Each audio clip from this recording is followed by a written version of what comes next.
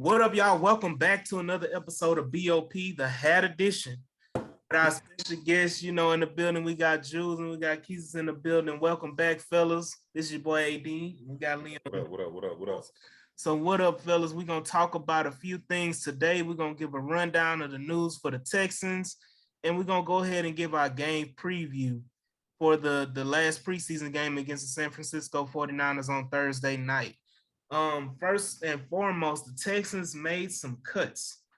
Let's go down that list of cuts that the Houston Texans made. They cut Tay Davis, the linebacker. They put on injury reserve Chester Rogers. We said at halftime he was gone. So they put on, then they got rid of, who is the other guy I'm missing? It's two more guys that they got rid of. The fullback, right? Yeah, Andy Janovic. They released Andy Janovic, and they released I think it's Myron Cunningham, offensive tackle who was a rookie. They released him as well. So moving on from that, sad news. Former Texans president Jamie Roots passed away on Sunday. There was a statement released by his wife and family. I don't know if you guys want to talk about the details of the situation, but we at BOP want to send our prayers out to the Roots family and the Houston Texans organization and all those affected by the passing of Jamie Roots. Sad, day for the organization and for Texan fans, who kind of knew Jamie Roots quite well, as he was, a prominent figure with the Texans for over 20 years. So, once again, prayers to the family and to the Houston Texans organization. And we also want to talk about, we had a press conference from Lovie Smith, where he talked about a few things. He talked about that Ross Blacklock will not play Thursday. He talked about Dameon Pierce as well. I'm gonna pull up the quote and I'm gonna read it verbatim. They asked him about Dameon Pierce, and they asked him, "What have you seen from Dameon Pierce in practice?" He said, "We've seen everything you need to see from a good running back. He can catch the ball. He can run in between the tackles. He'll make you miss in the open field, pass down low. There's a lot of things to like about Dameon Pierce. I'm about to say. Come on now. So that is him, basically saying, Dameon Pierce is a good running back. And they asked him about the running back room as well. And they said, what do the rest of the running backs in the room need to do to set themselves apart? And first thing is funny. He said, play better. So he said, it's that simply, really. It's about production when you get opportunities. Flash, show us your best. At the end of training camp, the best of everyone is what we should have seen. If not, one last time to show us. So basically, it's Dameon Pierce and the others in the running back room, which, leads me to believe there may be some movement in the waiver wire, depending on who's being cut, who's being released, who's available for trade. It could be quite a few things that could transpire in that running back room. So, it's a big deal. And, along with in the press conference, he did state that the starters are going to play quite a bit. It is a dress rehearsal. So we will see Dameon Pierce. For all those who were mad he didn't play the last game, he will play this game. We'll see a lot of Davis Mills. We will see, he said all the starters, so I'm assuming we should see all our guys out there putting in work, showing us what they've been through, everybody a cohesive unit, and this should not later rest all the chatter, but at least give people a sense of, okay, now we got something new to talk about, and there's little to no excuses on the production that we should get out of the first and second quarter. Yeah, because the first two games look trash from the first team offense, and like I said, that no Tunsil, no Howard sometimes, no Green sometimes, no Cooks. So we understand it, but we just want to see if they're a unit. They have some chemistry. They want to see can they just go down the field a couple more plays and get first downs and call it a day. That's all we want to see. We want to see a whole game plan. We want to see all the tricks and trades. We just want to see, can you complete some passes and can you move the sticks? That's all we asking for. That's it. You know, anything from you, Leo, about that? I mean, yeah, I would like to see a more. I would like to see us be able to move the damn ball before the last 30 seconds. I think we have of the first half. I mean, literally, like that was the only drive that we had that Right. I think we ended in a touchdown with the first team. I mean, I know they play like how many? They probably play like 3 plays, the first game. So I mean, yeah, just it would be nice. Will that happen? I don't know. You know what I'm saying? But it would be nice to see that. And this is going to be one of the truest tests for the Houston Texans in the preseason. Even though some of the first team starters played the first half last game, the Rams did not play their starters, and they were playing second and third team guys. So for me, and I'm pretty sure for everybody in here, we want to get a better look at what we have truly, defense and offensive wise. And San Francisco head coach Kyle Shanahan stated that the starters are going to be playing at least the first half. Trey Lance is going to play at least the first half. Their defense is going to play, most of the first half, if not the first half. So you're going to get a real true test on offense, and you're going to get a true test on defense. Is that defense for real? Is what we saw against the Rams, the 6 sacks in last game and 3 turnovers against the Saints? Is this the type of effective defense that we're going to see regardless of who's in front of them? So that's the biggest question. If they get 6 sacks and Trent Williams playing, then we call a Super Bowl team. Because that's 9-9 on Madden right there, buddy. Yeah, it's gonna be tough, but the barometer, right, we should be able to measure some shit. I want that match. I want to see Gennard versus that Silverback, and see what kind of moves he got. See as he really progressed and follows his moves. He gonna give a dog fight if they play. Mm-hmm. I think we probably expect a heavy run too. I think that they're gonna run heavy on us because they know that the pass rush has been kind of our bread and butter. I think we've been having enough turnovers to where they're gonna game plan a little bit not to put the ball in the air too much and give us that momentum. You know what I mean? Mm-hmm. It's like we feed off the turnovers. I'm excited to see Stingley play like some formidable, guys as like number 1 receivers, like in Ayuk and Debo. Debo should be playing, right? They set the starters. So I mean, all we can say is, because the same questions we have about Laramie Tunsil and Cooks, are they still gonna play, even though they starters, is the same, questions I think that the 49ers fans have when you say we playing the starters. Is Debo gonna play? Right. Yeah. Is the running backs gonna play? All these different questions. So hopefully, I think an agreement between the two coaches that they're going to put their best foot forward, especially for San Francisco, because it was a stat that brought to my attention. San Francisco this is their third and final preseason game, but they played all 3 of their preseason games in 12 days. Wow. So, this is something that's to me, that's that's hell for NBA or that's overkill. That's football anyway. Yeah, and then you talking about football, playing three football games in 12 days is just kind of ridiculous. But I think the mindset of playing your starters and giving them a true look is that both teams will have about 2 weeks to prepare and kind of get themselves together.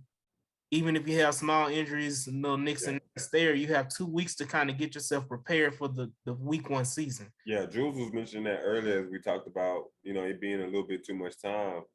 But, he's right. The simple fact that we're going to need to recover, kind of iron out some kinks, go over a lot of film, of course, the typical shit. But I'm like, damn, 2 weeks? Yeah. It also gives the Texans an opportunity to kind of see where the players that get cut and get released, since we're still number 3. It gives you more of an opportunity because you have teams that are playing their last preseason game, if I'm not mistaken, like Saturday, Sunday, Monday, right? Of the next week. So you have teams that won't even make their cut till August 30th. If you look at the Texans for both cut times, they made their cuts before the Tuesday deadline. They made all the cuts that we mentioned earlier on I think it was actually Sunday. Mm-hmm. Made all their transactions, They're gonna be doing some scouting pretty much. Right. So it wouldn't surprise me that the Texans make a majority of their cuts on Friday or Saturday and allow themselves to kind of sit back, and they may get to 53. And then if they see somebody that they like, they make additional cuts and then bring some guys in after the 30th or on the 30th. You know what I mean? So it's a lot of different factors, man. I have a question. Go ahead. Who would you rather see Stingley cover most of the game if he gonna play? Debo or Brandon? I would like to see him cover Ayuk because Debo's on the inside a lot, and I like to see him cover an outside receiver. Me too. That's my say. I hope he's covering him majority of the time he's playing, because he's gonna give him a real big, strong receiver, and that's what he needs to go face up game in, game in. It's gonna be number 1 receiver, number 1 cornerback. Yeah. I mean, for me, I guess it's just wishful thinking, but more or less Debo, just because a lot of movement, slot, outside, backfield, giving Stingley an opportunity to make all type of plays. You see what I'm saying? Like, for me, I want Debo comes in close to the line of scrimmage. Now you got Stingley, lining up next to a defensive end, and then the coverage switch, and maybe it's his turn to blitz or something. You see what I'm saying? Like, I would like to see. I mean, I get it. His main job is going to be to cover the outside number 1 receiver. But, a little bit more of a physical challenge and a little bit more of a movement, getting to see him move his goddamn feet other than sitting there, But when you see JP on Debo? You stole my thunder, Jules. I was just about to say the matchup of the night would definitely be Jalen Petrie and Debo Samuel. To me, that would be that is literally why the Texans drafted him. It's specifically for this type of player. Him, the Tyreek Hills, these small inside, quick guys that usually are yak receivers, but they make their way on the inside, slants, screens, and bubbles, and all of that type of stuff. Yeah, Tyreek gets down the field from time to time, but if you watch Tyreek Hill effectively, traditionally, a lot of his plays are on screen passes, slants, bubbles, all of that type of stuff. That's when Tyreek goes crazy. But you may get a deep pass from time. Same thing with Debo Samuel. You may get a deep pass from time to time, but they do most of their damage on the quick routes and inside and things of that nature. So that's right up Jalen Petrie's alley. Right. If this is who he is, this is what we drafted, we're gonna see. We talk about matchups. So I want to, present to the group. I want to ask about matchups for this game. What matchups do you guys want to see? I know we kind of touched on it here and there. Jules talked about Grenard and Trent Williams. What other matchups? We talked about Petrie and Debo. There's multiple matchups. What do you see on the offensive side of the ball? Who do you want to see, go up against who as far as Texans on offense? Y'all already know I want to see. I want to see Nick Bosa versus Howard. Man, I want to see Nick Bosa. That's what I was gonna say. That's what I want to see. Yeah. Go ahead, Leo. Finish that up. I just want to see it, bro. I want to see. People love the PFF grade for this dude. When he plays guys like this. So I mean, I want to see. I want to see if he holds up. I want to see if he wins reps or if he gets his ass kicked. I also just want to see the response. Like, is it just gonna get swept under the rug? Right. Or it's gonna be like, damn, So, but yeah, I mean, that's just the trenches in general, bro. Like, I want, and I mean, this is another thing that scares the fuck out of me too. Is that like we saw what happened with the Rams game. I mean, now we're gonna see Javon Kinlaw inside. So, I mean, let's just at the end of the day, I just hope that Mills just doesn't get murdered back there. But yeah, I just want to see all offensive line versus they D line. You want to see that old line stand up to it because it's about to be some. It's about to be some shit for real. Yeah, I mean, Petrie Kettle will be another good one. Right.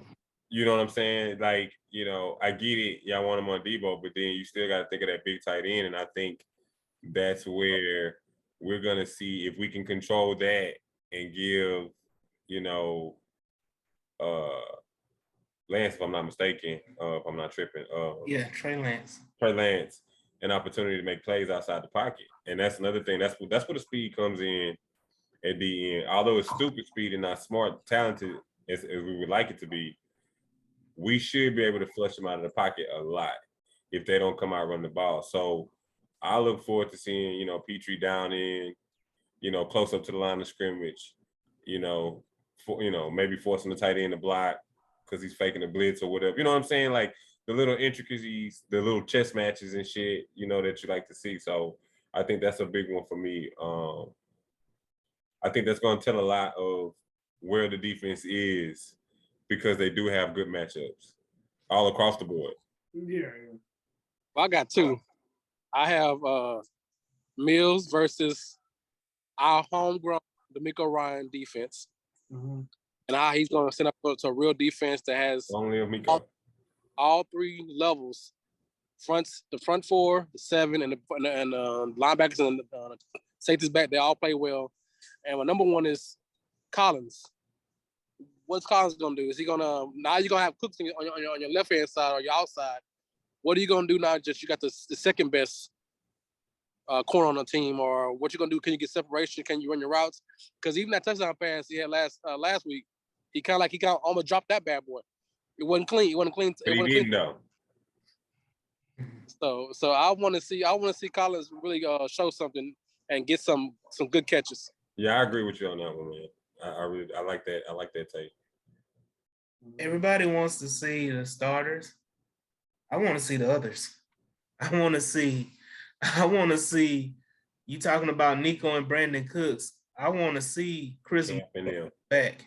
I want to see, is Conley a valuable receiver or he's just a guy? I want to see Camp. I want to see if Johnny Johnson can get in the game or is he going to be a practice squad player? I want to see can Teagan Quitoriano, have a repeat performance and show well in the blocking game and being able to at least catch a little swing pass out, from the tight end. Can he do that again? Can Seth Green, can Brevin Jordan play like he's an actual football player and not trip over his own feet and just look like, a pedestrian player? Can he do Bro, on paper, Pharaoh Brown and Brevin Jordan next to each other sounds amazing. Mm-hmm. It just don't translate. Right. And you got to look at it too that Pharaoh didn't play last game. He's probably not going to play this game. He's dealing with a hamstring injury.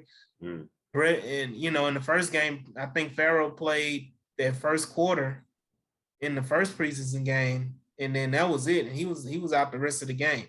Does the Shrek type, the guy that's named Shrek playing tight end, does he emerge himself, as a fourth tight end on his roster over a Seth Green? Does all of these different factors, the other guys on offense, Green. We talked about the offensive line versus defensive line. Kenyon Green in his first NFL game action. What is he doing? Is he better than the turnstile that is Max Sharpen? Is he better? Is he better than, what the hell Justin McCray brings to the table? Is he better than, Scott? So are y'all satisfied with Britt? No, we're not. We have not seen Britt to even know if we should. No, I'm saying, but I mean, you've been to the practices and whatnot. Britt has been limited in practice as well. Britt is a veteran. Him and Laramie Tunsil They'll go in team, you know, Team drills.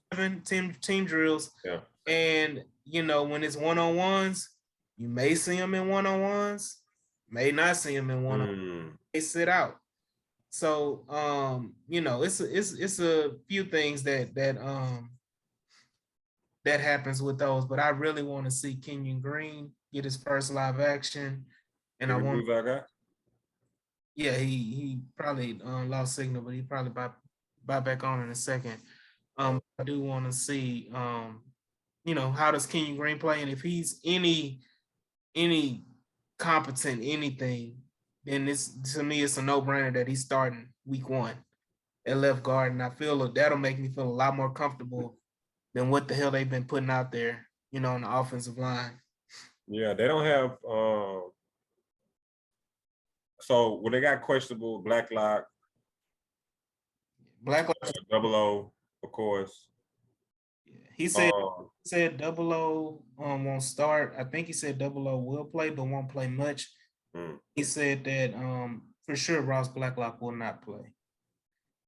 I know that Terrell. What we gonna do with that cat, man? Terrell makes a joke on that since he says that, you know, Ross Blacklock played so well that he gets to sit out the last preseason game. Boy, hit him with that. They send him out to to see what they can get in the trade, and if they can't trade him, they'll go ahead and release him. I think that's basically they don't want him to get hurt, you know, because if he's hurt, you can't trade him. That's why I think they kind of said he has a small injury. Yeah, I was just looking over some stuff, and like I said, you know, and we all reiterate earlier that we want to see production. We want to see the chains being moved. We don't want to see last-minute touchdowns. We don't want to see desperation touchdowns. We want to see a smooth transition of the offense.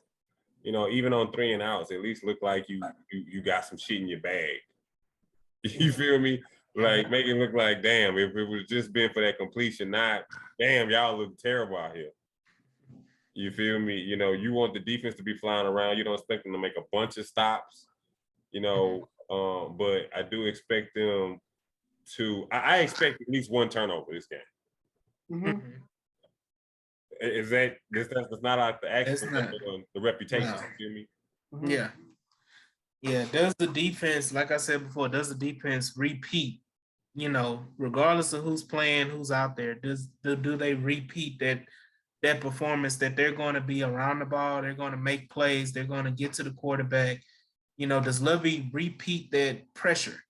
Does he send the blitzes that he sent? Does he run the stunts that he ran against the Rams?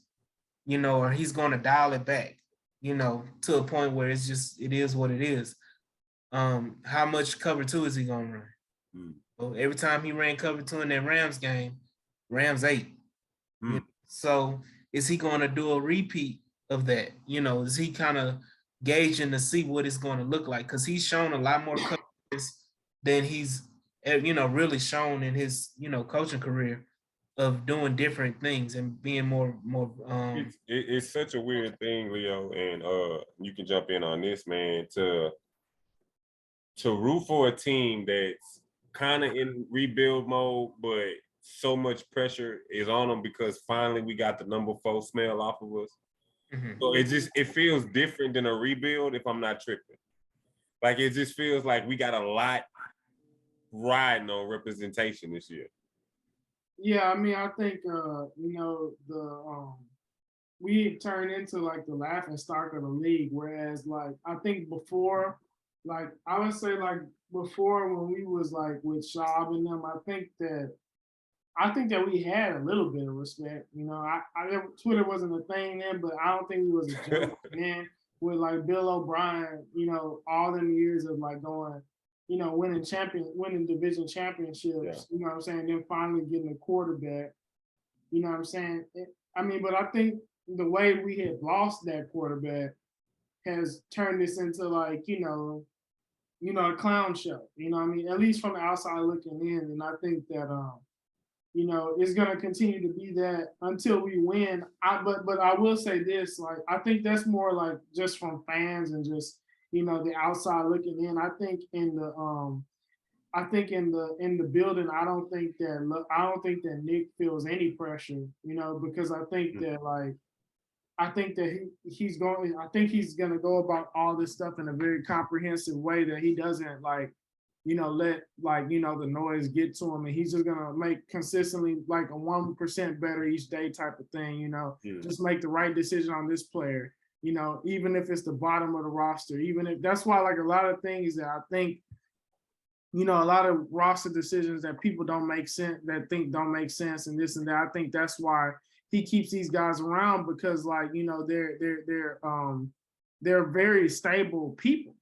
You know what I'm saying? And imagine like with the seasons that we just went through, and with the season that we might go through this, because like the truth, even though we're more talented than we've been, we can still end up with the same record. You're gonna need people that keep people's minds right, that that can motivate the team to come into practice the same way that they was in week 1 and week 6 if we won in 5. You know what I'm saying? So I think that that's the culture he's trying to build. So like in my opinion, I think that I don't think I mean obviously I guess like they don't like losing, but I think that he took this job understanding that it was going to take there was a timeline. Like that. Anybody that took this job, that this ain't an overnight success. This ain't something you can turn around with a quickness. You got to have patience, and I think that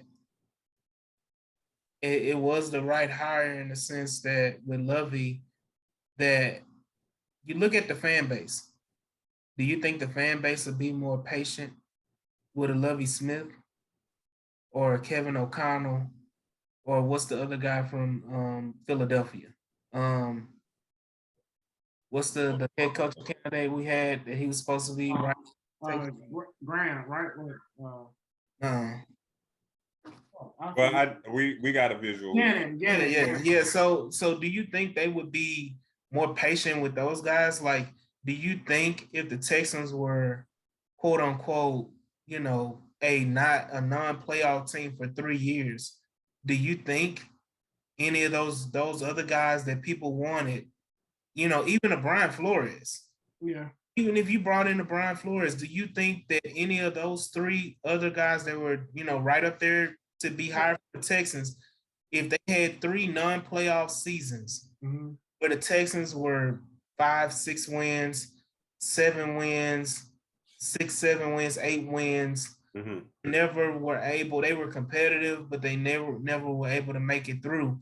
And at that point in time, after 3 seasons, you would think that people would be like, okay, we should have enough talent with the amount of draft capital, with the amount of money in free agency, us bringing in players. We should be a team that in 3 seasons at least be playoff contenders. You talking about 3 seasons from last right now, starting this year. Yeah, this year. I'm talking about if they would have hired any one of those coaches, do you think they would have made it out 3 years? I think yeah, because I think the difference in that, the outlier in that was the Deshaun Watson situation, Leo. That's what I think. I mean, that's why it's such a different atmosphere than if it was just a losing season. We got rid of the quarterback and now we got new faces. No, we had a quarterback that drug us through the mud, through some bullshit. It wouldn't like if it would just been straight up off season and moving on, cool. We would have been on everybody's ass. No, we moved right down. But that emotional roller coaster, that bittersweet that we all just went through, I think allows us to give Lovey a little bit more time. Yeah, and I think it's just the truth is that like I feel like when you have a younger coach like a Kevin O'Connell, like a Graham, I think that's Jonathan Gannon, like a Gannon. Gannon, yeah. There we go. Like the odds of them failing in a situation like this is just way higher than a Lovey, because like first of all, like we just need a guy that at this point is just a great teacher that's gonna motivate guys to come in and teach them, make sure that they playing hard and playing fundamentally sound as they can, regardless of the talent that we have. You know what I'm saying? I think that if you put a young guy in that position, the first thing that happens is the record. Like their record after 3 years might look almost like it's gonna look bad, you know. Yeah. And I think that, like, you know, and they feel the pressure of that. Nobody likes to lose.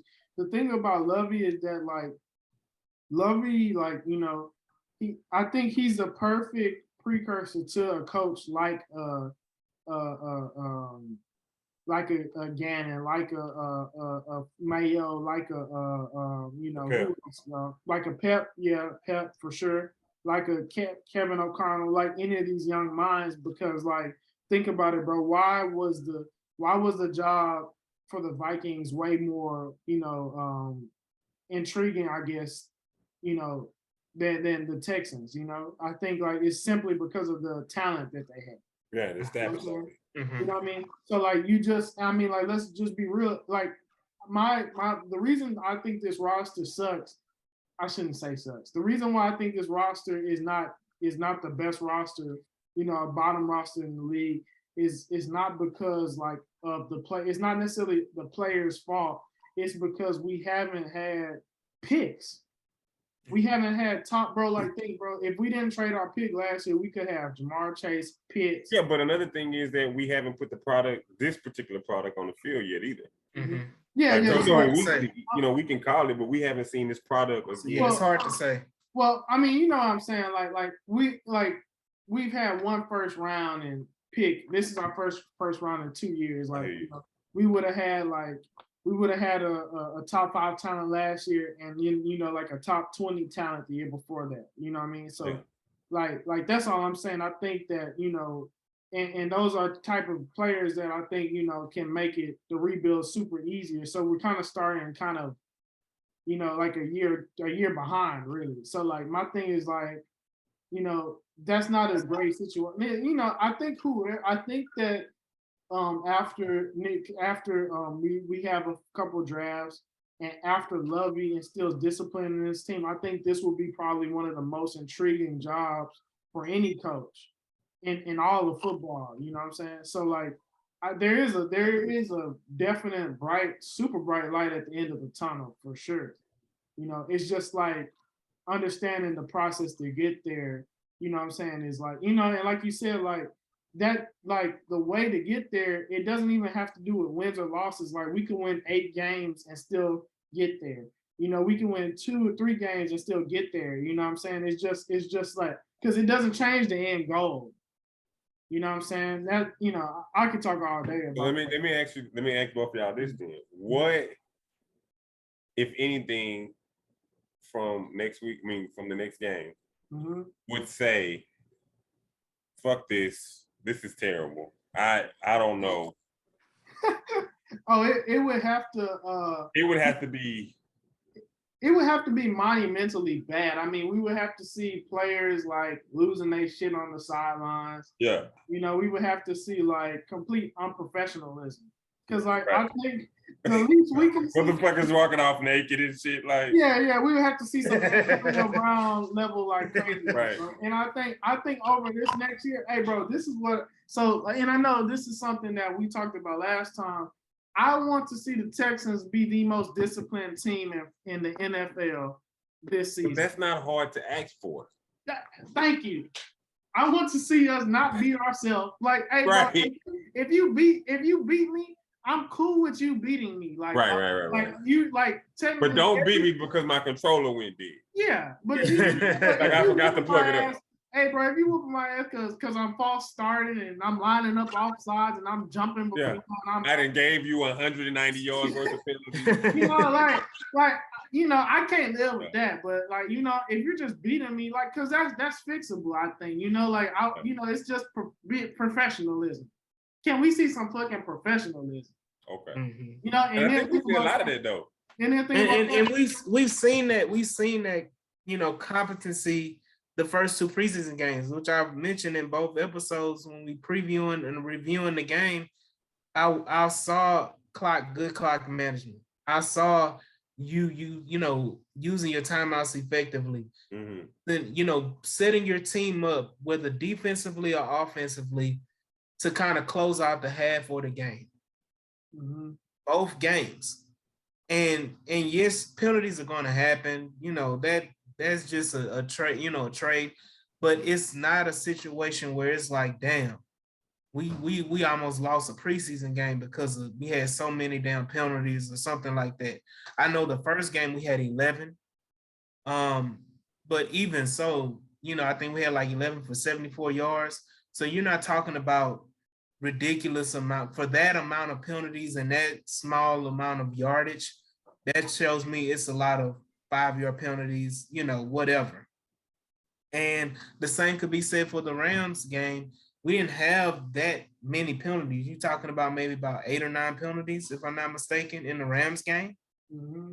So, you know, they've improved in that sense that, you know, we are getting better at it. You know, as far as like controlling the game, we're not gonna be, you know, kick our own ass and, you know, shoot our own self in the foot to lose us games. You know, it was many a times, you know. And look at plays that could have cost us the game. And look what happened to those players. You know what I mean?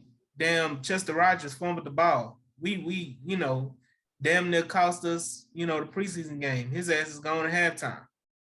You know, so it's just like they're kind of setting a precedent that you don't have opportunity on this team to fuck up. Yeah.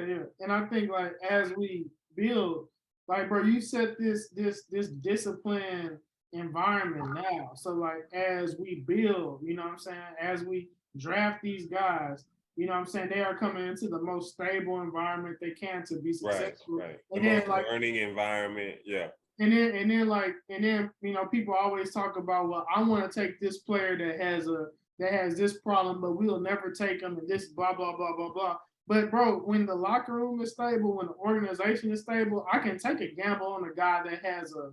I do you one better. I would love it to get to the point to where free agents be like, yeah, I'm heading to Houston. Yeah, and I mean that's it's gonna happen, you know, and you know. Like I think it's like we said, like the identity. I think once people start seeing us play defense how we can, especially when we have a young corner, there's gonna be safeties that want to play with Derek Stingley. You know what I'm saying? You go get Will Anderson, there's gonna be a nose tackle, defensive tackle that wants to play with Will Anderson. There's gonna be an edge that wants to play on the other side of Will Anderson. You know what I'm saying? Like, and so on and so forth. You know, when Mills like ends up being successful, there's going to be quarterbacks, there's going to be receivers that just want to just, you know, be able to just to run a little rock, get the ball real quick in their hands and fucking go on with their damn day. So, I mean, like, you know, like, I think that we're laying like a beautiful foundation for like a team, you know. It's just like, we just got to be patient and just like, you know, we can't see the roster 2 years right now, you know, but only thing I can say is that, like, you know what I'm saying, I know that we're gonna have, you know what I'm saying, we're gonna have some very unique talent. You know, I totally agree with you. That's why I'm telling you. I'm telling people all the time and telling people in spaces, don't jump off the ship. Yeah. Don't go crazy because we're not off the chart amazing. Yeah. Take a chill pill. That's all I'm saying. Yeah. Will we have some good things? Yes. Are we looking, like you said, looking for a culture? Yeah. Yeah. Are we looking to establish an identity? Yeah. If we do those two things, at the very least, do those two things, I'm gonna be okay with the next season.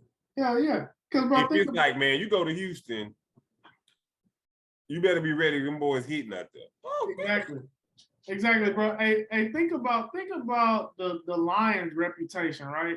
The Lions won 2 games last year, right? Was it 2 or 3? 2 or 3. They won 2 or 3 games.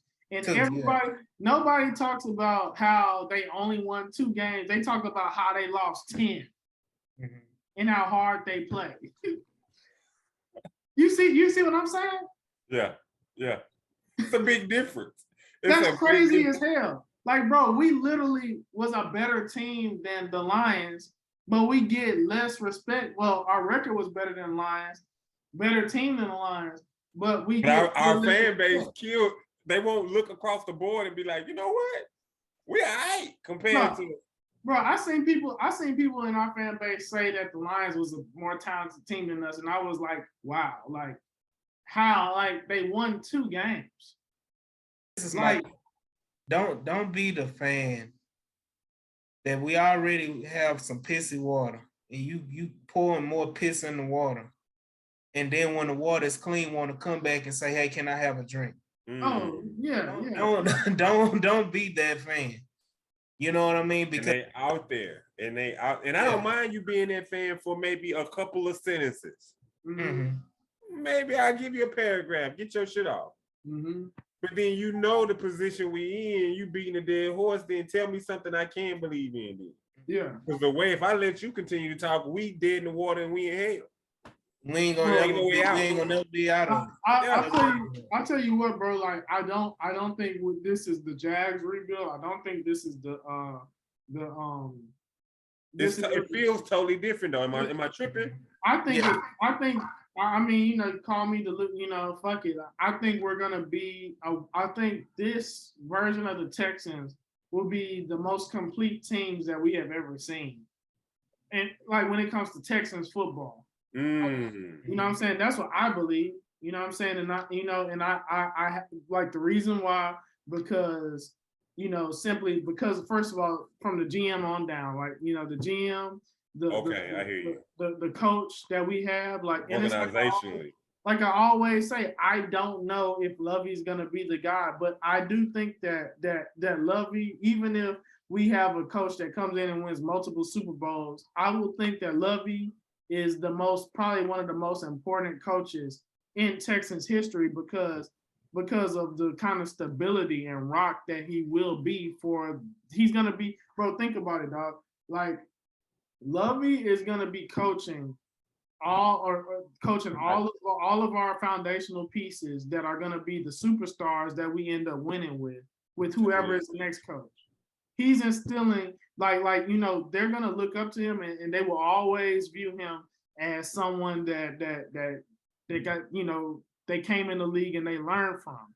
You know what I'm saying? So like to me, he, like, even if we go get a Sean McVay, if Pep is that Sean McVay type guy, if you know, however which way we move, like Lovey, it will be just as important as him, you know. So like, you know, and that's I hope if he does leave, he takes a front office job. I hope he does too. I think like, you know, one day, I hope one day that, like, you know, I think he's super important, you know, and I think it's like we stay in this microwave society where like people think that it's like the same thing we was just talking about in terms of draft. Like there's no rule that says you have to draft, you know, your quarterback first or your offensive line first or your D line first, you know. There's no rule that says you have to have, in a rebuild, you have to have your dream coach as your first hire. But honestly, we all have different variations of good blueprints to rebuild a team. Yeah. All of them are different. All of them came about it in different ways. But we knew it started with drafting well. Yeah. We knew that. But then we don't know what happened to those teams internally. We don't know who had to leave in order for somebody to be great. Right. We don't, you know, in some cases we can come back and pinpoint, the Herschel Walker trade. You know, we can pinpoint times when, that's when they turned the corner. And I don't think we've had our moment yet. Like I think we've had our foundation lay. But we haven't had the moment where Davis Mills leads us to a fourth quarter comeback and we go, damn. Oh. Okay, I see. And not against the Jag, it's against the Bills or somebody. It's like, like Matt Schwab used to do all the goddamn time. Yeah. Have great games against good teams and then shit the bed against the trash, and you be like, what the hell's going on? On Monday Night Football, you can hit Andre Johnson and Jacoby Jones in the back of the end zone twice, but we gonna struggle the rest of the season, and we played the preferably the greatest defense. Yeah. Yeah. You know, all that's gonna come, like, you know, all of it's gonna come, and I mean, I just think it just comes down to just putting those pieces around. Like, you know, you can't have a fourth quarter comeback with, you know what I'm saying, like bullshit weapons. You know, You can't have a fourth quarter comeback if you can't stop the run. But you know what this reminds me of, fellas? Mm-hmm. You know, Lance McCullers has been injured and was injured, Mm-hmm. but he came back. And maybe, let's say next year, middle of next year, you know, Mechie comes back and it's on and fucking popping. We forgot about him. All of a sudden, holy shit, we forgot. Yeah. We had Big Dog. Mm-hmm. And that's gonna happen. Oh, yeah. And that's for sure. And Collins finds himself. Right.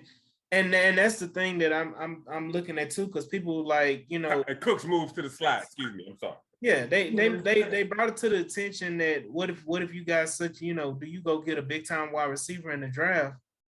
And I'm like, well, what if the Texans already feel like they have their big time receiver in John Mitchell? Then why would you go and double down? You know what I'm saying? That thought process is not even, you know, talked about. The only team that I thought that I believe that got away with two big time receivers is Tom Brady with the Bucks, like two A1 big dogs. Mm-hmm. You know, because I don't think he had anybody next to Moss. No. Did he? They had Walker, right? I mean, Yeah, but he had to get them yards because you know Moss was taking over the top. You know. Yeah. I mean, the Bucks, and help me out. AB, and then what's the big boy, big light skinned dude? You talking about Mike Evans? Mike Evans. Mike Evans, Godwin. You had Mike Evans. Then you got Godwin and AB. You had a trio of wide receivers. You see what that old, and again it's Tom Brady. And you had Gronkowski. But imagine if Mechie comes back, Cook says, "Okay, I lost maybe a step, a little bit. I'm gonna let these young guns eat. Yeah, I'm gonna move into the slide. I'm just gonna eat all year. I'm gonna go Cooper Cup on these motherfuckers. And then you let Collins on the other end just beat up on all the small cornerbacks. You do comeback routes, maybe a couple fades, and then you got these two big boys on. Man, listen. Yeah. I think that Pharaoh get his head out his ass. There's so many ways to go. Like, you know, I think, like, you know, you can get another receiver. You know what I'm saying? Because, like, another thing. But do you, if you have Mechie in your back pocket, do you feel the absolute need to go get, you know, a wide receiver in the first round? I don't think, like, I mean, I know I sound like a broken record when I say this shit. Like, you don't have to. You don't have to, but there is no reason not to. So say yes or no then. If I mean, yes, I would go get. Why the fuck not? Like, why? Okay. Now speak to that point. Don't ride the fence and then be like, I mean, I'm just like, you know. But I mean, like, why not? Like, look at what Chase did for Cincinnati. You know what I'm saying? Look at what Chase did for Cincinnati when it's like him, T. Higgins, and Boyd. Like, they didn't have to do that, but when they did, it literally made it like crazy as fuck. You know, frustrating defensively to hold them motherfuckers. Yeah, you can't, like, what the. I mean, now are they gonna be able to keep those people together in the long run? No. But I mean, like, I think Higgins is gone after this season anyway. Yeah, and I mean, you could find another guy to do that. You know, you could find another number two. Like, you know, I mean, can you? I think you can. I mean, hell, like, if they lose T. Higgins, they keep Boyd. Boyd is the number two. Like, he's a slot, but like, you know, like See, you know what? I've always been under the cloud of that. You can't match attributes to attributes. Like, you can't say, oh, you can just go get another speedy receiver like Tyreek Hill. No, it's got to be the talent along with the speed has to be there too. And I think that's where a lot of people get it mixed up. Or you could just go get somebody. This ain't Madden where if he got 99 speed, he's good. You might not find another T. Higgins, but shit, you could find a good receiver. You know what I'm saying? But is he gonna be T. Higgins level though?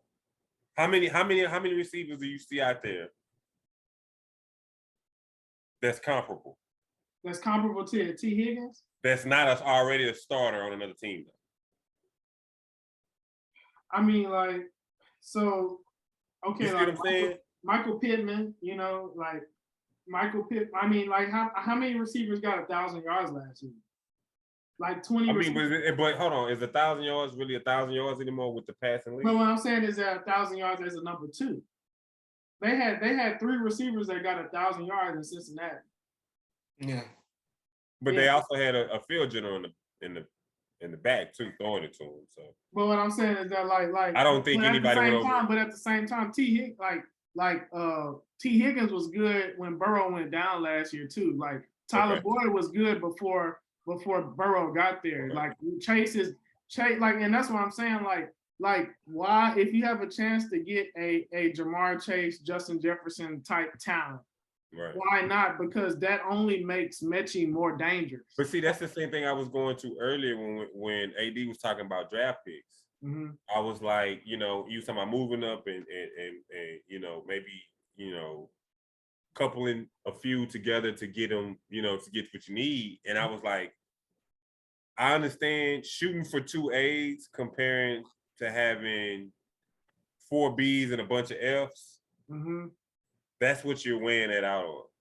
If I can get 4 B's, that's gonna be effective. Mm-hmm. But then I take a shot at 2 A's, which I think are A's, like you say, the risky ones, like quarterback, which everything's a risk, but it's less likely that a defensive or non-explosive position like running back and wide receiver, but everything else you can kind of get about an 80% it's gonna hit.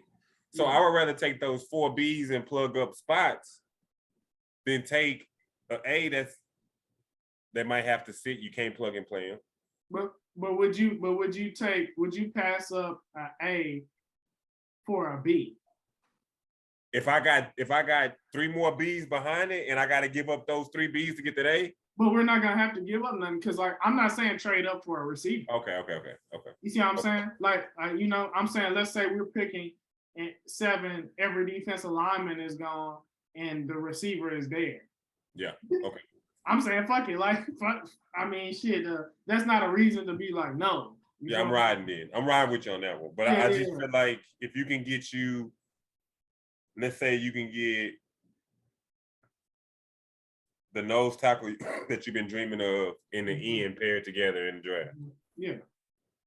And the defensive line has been showing out last year. We were top 10 in sacks, takeaways. Mm-hmm. And you can just really just run the gambit if you just got these particular players a la Poe when he went to the Chiefs at one point. He was just stout as shit. You couldn't do shit with him. Mm-hmm. And I guess you can kind of see where I'm going. Like, I'm a defensive person. Right. But I would love to be able to keep people from scoring. I would love to be able to take that pair and be like, we locked in for the next 5-6 years. Yeah. That's just how I would look at it. I mean, hey, bro, and I mean, I'm an asshole for this, but the answer to that is yes. You know what I'm saying? Like, just do it. Hey, bro, because, like, think about it, dog. Like, if you got your defensive line sold up and you got all them on rookie deals, if you want to go sign a weapon, you can still. That's all I'm saying. Like, and that's what I'm saying. We are in a position of power. Can somebody explain that to the rest of the Texans? Bro, the Texans are in a position of power. Yeah, they swear to God. Because, bro, hey, and you know why? Hey, bro, why we're in a position of power? Because we could literally go up to the board and be like, he's the best fucking player on the board. Fuck it. I don't give a fuck what it is. I don't give a damn. Take all 3 of these motherfuckers. Exactly. And what the fuck is the problem? Dog, if we come out with a great receiver, Bijan Robinson, and an edge rusher at the top of the 2nd round, then, like, okay, we have like one of the best, we have the best receiving core in our division. If it's a Andrew Luck, if it's a Randy Moss, if it's a give me a running back that's just, if it's an Adrian Peterson, I give up the rest of them picks. Because I know the longevity and the value that I'm gonna get. Yeah. I'm with all that. I was gonna ask that question. Who do you give up 3 picks for not in this draft? Not in this draft. What you That's mean? a player. Oh, I'm not giving up 3 picks for anybody right now. No, never. Not right. Not even if you can package a deal. No. The reason why you don't do that is because you're going backwards in the sense of hindering your team, and that you just gained all these assets to build a team, and you giving away assets to try to build a team, but you basically trade 3 players for one, 3 future players for one, and you can have 3 players that can be not that level, right? But they can be so much. They can be spread out, adequately amongst your team, where your team overall. So not even a young Tom Brady. Well, I mean, see, that's weird. But that's the thing. Young Tom Brady wasn't good. Well, like if I could see the whole career going, like like that's it, yeah. If you can see it after the fact, you do it. But at the end of the day, if you're talking about it, how many teams were going to trade for Tom Brady after his rookie year, where he sat on the bench behind Drew Bledsoe? I will gamble that with those 3 picks, and we're like maybe when we have a more solidified roster, then it would make sense. But see, like my thing is that like for where we are right now, we're faceless. Like we have tools. Like we have Stingley, we have Petrie, we have King Green, and like whoever else that we have on the roster right now. But like my thing is like in the long run, I gamble that with those 3 first-round picks, I might be able to turn that 3 first-round picks into 5 first-round picks. This is true. And so, like, my thing is that once you get a player, it's like a used car, or like a car. You get a new car. Once you pay for that car, the value instantly drops. Once you trade for, Well, see, for me, if I get a chance at an Andrew Luck, at a Patrick Mahomes, where I know I don't have the rest of those pieces yet. Yeah. But I know I got this piece locked in, my most important piece, my gunslinger, my general, my admiral. If I can give me a Herbert. Right. And they say, hey man, listen, Roy Herbert, he just demanded a trade, man. We'll take all 3. I might have to entertain that. Maybe, and I mean, an argument for that is because we have multiple. So like I could give you 3 first, but that's what I'm saying. Like you were so tight on it, but then when I mentioned somebody who's worth it, it's like, if I can solidify a spot, why not? And y'all just saying that no, you're giving up 3 future players for a future player that's good right now, but yet you got 7 years if you lock up Herbert or Mahomes or Lamar Jackson. You're not entertaining that at all? I'm entertaining it, but also where does your team building go though? How long? Like, does it take those 7 years to whoever I get? That's gonna be my team goal. Whoever, if I can. But I'm saying, but if you make that trade, then you're saying, okay, we're done building through the draft. No, because again, like y'all just noticed, we got some of our best picks later at the late rounds. We still got work to do. Kind of, and also like the reason why he's saying that, the reason why it's an intriguing question is because we have multiple picks. But see, my thing is like, I mean, it's tough. I would think about it. See, my thing is that I'm willing to gamble. I'm willing to gamble through the draft. We can't come to contract grips with Lamar. You got 3 of them things. You got 4 of them, but we just want 3 of them things. But the Texans were smart. Guess what? We don't have to. We can wait for him to sign the franchise tag. And guess what? If we trade for him with the franchise tag, you get 2 off top. But don't he have a no trade clause or something like that? I don't think he does. I mean, I would think you would want to snatch him up before another team makes it look pretty. The thing about it, when you sign the franchise tag, you're limited on what you can offer. Like you have to give up 2 first-round picks. I feel you, but then now you overcomplicate my question when it was just a little baby. It was just a small little baby. You overcomplicated, but like I'm saying, like I know we're hooked, and this scenario probably won't happen unless we have another. Oh, let me hit you with this though. You ready for this one? Yeah, go ahead. What if Justin Herbert, Lamar Jackson has a little incident outside of the NFL? The Ravens don't want him no more. Can I tell you he did the same thing that number 4 did? I don't think anybody gonna do that shit. Nah, ain't nobody gonna go through that again, bro. You not sending 3 picks and 230 million to lock up Lamar Jackson for seven years. Bro. This is the thing. If we were another team, then yes.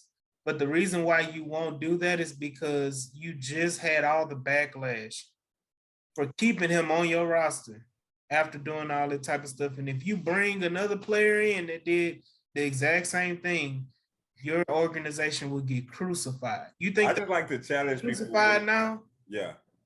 I just like to challenge people when they so handcuffed to a thought process. You know, you try to leverage it to where they might come off of it. And you know what I'm saying? Like, I would come off my 3 if fucking Herbert, Burrow, not so much Burrow. I don't know why. But for some reason, I feel like Burrow or Allen's upside is transcending to an organization. Can I say that? Yeah. So I feel like, not like you said, we're in a position of power. If we decide that, man, our receiving core is decent, our offensive line has played immaculate this year. The defense is doing its stuff, Thiesel. I got Davis Mills. Man, can I go get Aaron Donald? He at the end. Can we just say fuck it? We just gonna eat all year. Like, because I know we're not gonna do it on the. It's only a few defensive players that you would ever give up 3 picks for, and Aaron Donald barely makes the goddamn list. Mm-hmm. But offensively, you know, you got those players that just change the game. Herbert is one of them. I feel like I watched more than a few games. We watched him against the Texans. He wasn't that great. Mm-hmm. But we all agree that he's a big boy. We all agree that he's a future superstar. Yeah. I think he's I make that move. I make that move. I mean, I wouldn't. I mean, the reason why you would do it is because you still have picks. I think that like it's still. I'm willing to shit.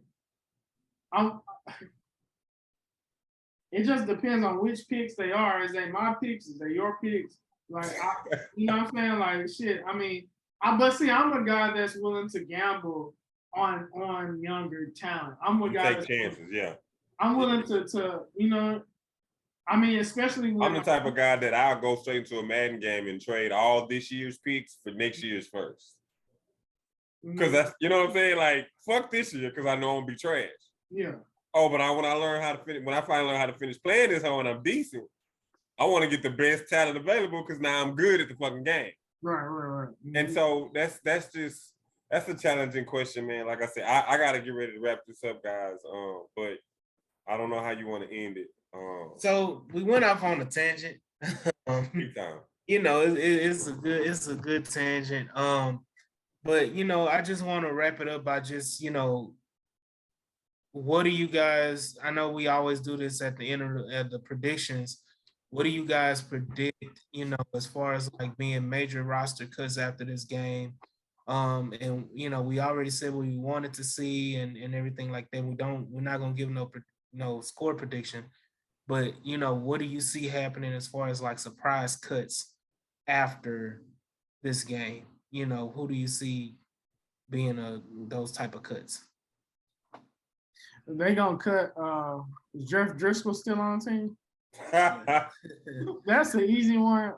Can't say Blaylock. I mean, shit. I think that's an easy one. They gonna cut one of these guards after. I mean, one of these guards they gonna get. If they got Molly Wop last week, one of these guards is gonna get cut for sure. I mean, shit. With what's his name going down? What's my boy name? Tavier going down. Like, I think that makes an opportunity for another defensive back, right? Mm-hmm. Well, we all said last episode, Graylin Arnold, he played well enough that he solidified himself on his team. So, and he could play slot too, right? He's one of those guys. Like, he could play down in the box and shit. Yeah, so he's going to be that backup to Petrie and King. Mm-hmm. You know, what other? You know, I'll say surprise cut MJ Stewart. surprise cut. Eric Murray, surprise cut. You know, we talked about Max Sharpen, surprise cut. Not surprise, but you know, expected cut. Ross Blacklock, expected cut. If I know this may sound wild, but if Blake Cashman has a game on Thursday, Kamu Grugier-Hill. I mean, that's really not crazy at all. You know, he had a pretty decent game against the Rams. But he looked invisible in the first week. If he looks invisible in this game and Cashman kind of plays and shines through, I think that there's a chance Cashman may take, you know, may replace Kamu in that sense. I'm gonna stick away from the cuts just because, you know, I'm looking at it right now, and you guys already reiterated everything that we can come up with. That I just want to see us, like you said earlier, scout and pick up whoever we drop off, and pick up somebody that we can go back and look at the film and be like, okay, I can see why we did that.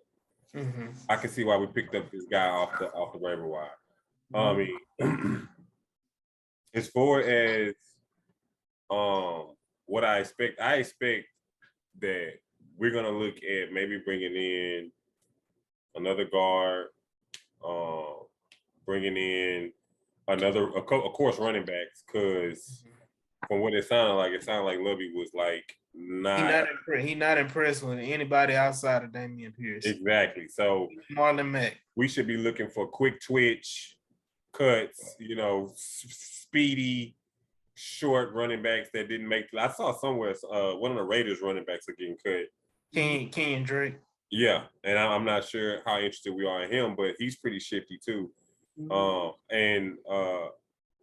I just want us to get on with this, man. Come on, let's get it going, because, you know, I get it. Those guys at the bottom matter too, but what we're really focusing on is really getting these starters to freaking perform, dog. And that's where I'm at with it, man. Like, and coming on here, being educated by you guys. Yeah, you guys are always, you know, in depth, very smart, man. And, you know, I'm always following both of y'all because y'all always know y'all shit. Y'all know y'all shit, man. Y'all be on this shit. And I appreciate being invited on every time that we get together, because I do have a healthy respect for both of y'all's knowledge of the game, the Texans in general, the thought process that goes into different things. Y'all both speak very well as far as when it comes down to how y'all feel about certain things. So I can see, that's why I say we can sit here and have these conversations.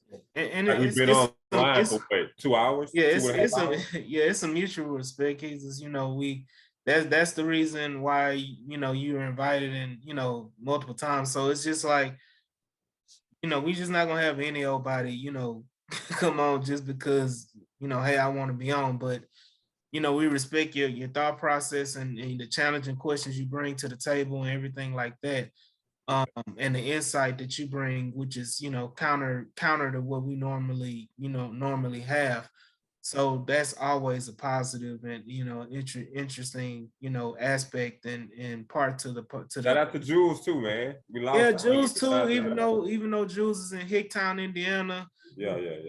You know, lost signal and can't get it back because he ain't got no, you know, got Cricket Wireless, you know, so he in Hicktown, so he can't. Yeah. But you gotta always appreciate the people. Oh yeah, man. And I'm gonna shout Jules out. You know, everybody go follow Jules at Jeff Bear. Big facts. 80, if I'm not mistaken, at Jeff Bear 80. Y'all go ahead and follow Keezus as well. Of course, follow at Black on 713. Me and Leo. I know what it is, man. We about to go ahead and close this episode out. This is your boy AD signing off. We got Leo and Keezus, man, and we'll holler at y'all next episode, man. Yes, sir. Great show, guys. Appreciate it.